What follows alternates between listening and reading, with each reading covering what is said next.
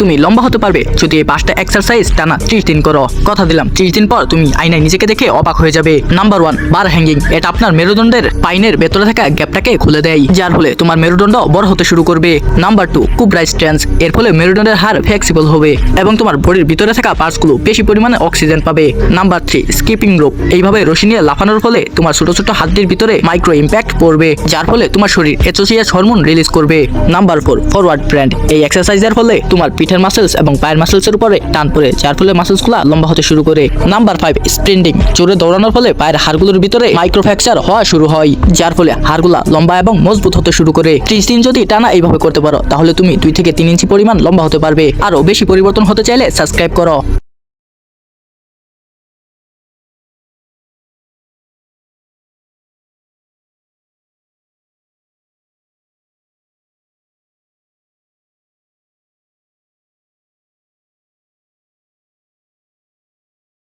তাড়াতাড়ি সুন্দর এবং স্মার্ট হতে চাইলে সাবস্ক্রাইব করো।